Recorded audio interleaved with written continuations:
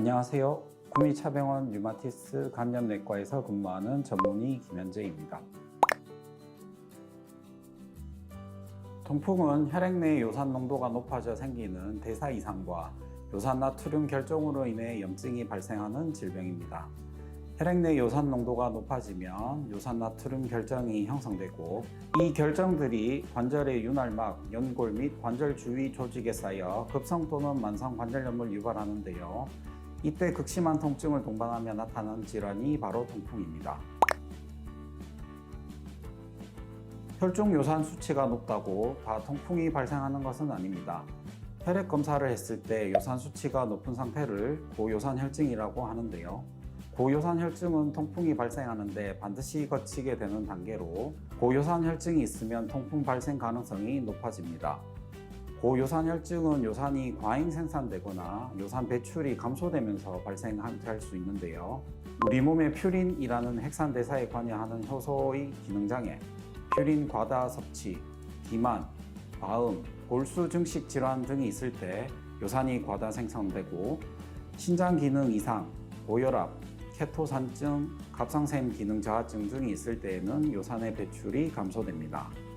통풍이 주로 나이 든 남성에게서 많이 생기는 것은 신장의 요산 제거 능력이 감소하기 때문입니다. 이에 반해 여성은 여성 호르몬의 영향으로 요산 제거 능력이 유지되기 때문에 폐경 전까지 통풍이 발생하는 빈도는 남성에 비해 낮습니다.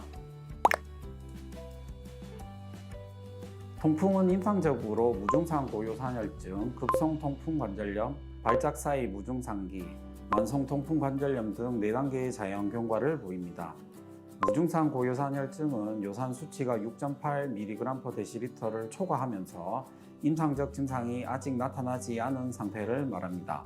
급성 통풍 관절염은 10년에서 20년 이상 된 고요산 혈증 상태에서 급격한 경과로 발생한 고통스러운 관절염 증상으로 나타납니다. 첫 발작은 대부분 하지의 단 관절염 형태로 발생하는데, 첫 번째 발, 허리, 발가락 관절에서 가장 흔히 볼 수 있고, 그 다음으로는 발목 관절, 무릎 관절에서 볼 수 있습니다. 증상으로는 관절이 부오르며 열감, 압통과 함께 제대로 걷기 힘들고 아주 적은 움직임에도 심한 통증을 호소합니다. 통증이 많이 고통스러운 까닭에 바람만 스쳐도 아프다고 알려져 있기도 합니다. 급성 통풍 관절염은 5일에서 8일 정도 지속된 후에 자연스럽게 통증과 부종이 호전됩니다.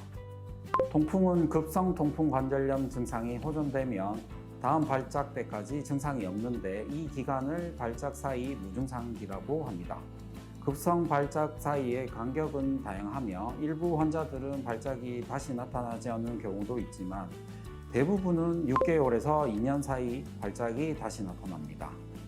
급성 통풍 관절염이 나타난 뒤에도 적절한 치료를 받지 않으면 발작 빈도가 잦아지고 발작 지속 간격이 길어지면서 통풍 결절이 동반되는 만성 결절 통풍 관절염 상태가 됩니다.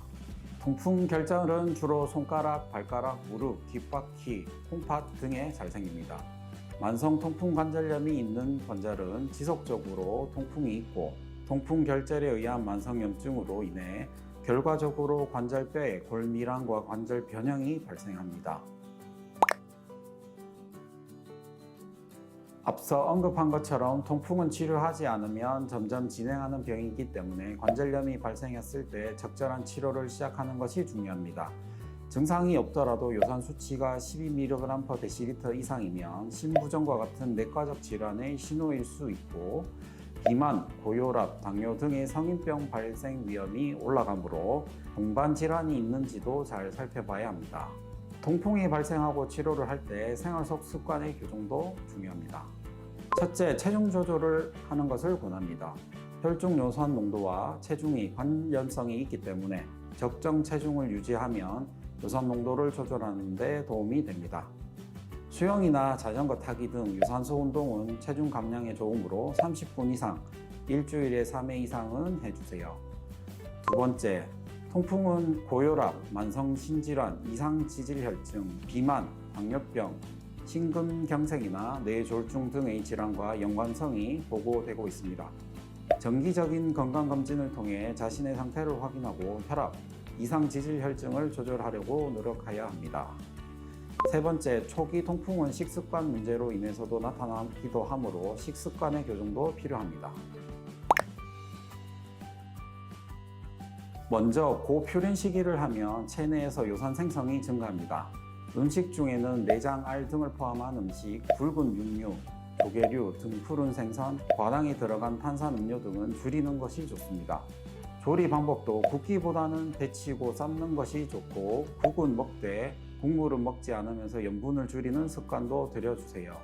두 번째, 하루 1.5리터 이상의 물을 마셔주세요. 그러면 요산 배출이 좀 더 잘 되도록 하는데 도움이 됩니다. 세 번째, 술은 반드시 피하세요. 알코올은 요산 배출을 방해하여 혈중 요산 농도를 높이기 때문에 다른 종류의 술도 마시지 않는 게 좋습니다. 알코올 중 특히 맥주는 다른 술에 비해 퓨린 함량이 더욱 높습니다. 그리고 사이다, 콜라 등과 같이 과당이 포함된 음료 역시 고요산 혈증을 유발하므로 가공 음료도 피하세요. 이미 통풍이 발현된 경우라면 생활습관 개선만으로는 고요산 혈증을 정상으로 조절하기는 어렵습니다. 그래서 통풍 관절염이 발생한 경우에는 요산을 떨어뜨려주는 요산 저하제를 복용해야 합니다. 고혈압이 약을 꾸준히 복용해 혈압을 정상 범위로 유지하는 것처럼 통풍도 꾸준히 약을 복용해 요산 수치를 정상 범위로 유지해야 반복되는 급성 통풍 관절염을 예방할 수 있다는 점을 명심하세요. 감사합니다.